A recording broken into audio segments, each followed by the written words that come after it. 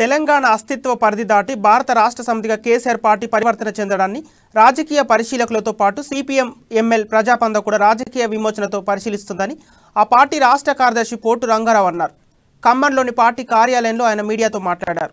BJP లాంటి మరో జాతీయ పార్టీగా బీఆర్ఎస్ ఆవిర్భవిస్తే ఎలాంటి ప్రయోజనం లేదని, కానీ రాజ్యాంగ హక్కులు, కేంద్ర రాష్ట్ర సంబంధాలు, ప్రత్యేకించి రాష్ట్రాల హక్కులు, పౌర ప్రజాస్వామిక హక్కులు, స్వేచ్ఛలు, లౌకికవాదం, మతోన్మాదం వంటి ఇతర సమస్యలపై పోరాడటమే లక్ష్యంగా పార్టీ ఏర్పడితే ప్రజాస్వామ్యం రక్షించబడుతుందని తెలిపారు.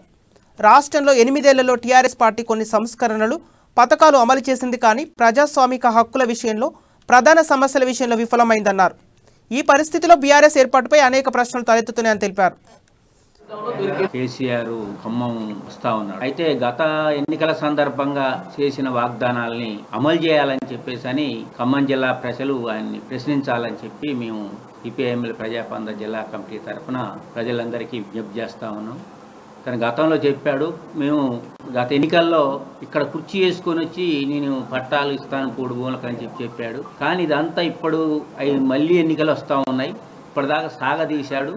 తర్వాత మొన్న కొన్ని చోట్ల సర్వేలు చేశారు, కొన్ని చోట్ల చేయలేదు. చేసినవి కూడా ఇప్పుడు ఫారెస్ట్ అధికారులు వాళ్ళు గూగుల్ మ్యాప్ పేరుతోని అనేక 1,95,000 ఖాళీలు ఉన్నాయనేటువంటిది ఏదైతే ఉన్నదో పేరు విజన్ కమిషన్ ఇచ్చినటువంటి నివేదిక ప్రకారం ఆ ఖాళీలన్నింటినీ నింపాలనేటువంటిది మేము డిమాండ్ చేస్తున్నాం నోటిఫికేషన్లు ఇచ్చి. అట్లాగే 3వ ప్రధానమైన కౌలు రైతులకు సంబంధించినటువంటిది వాళ్ళకి రైతు బంధు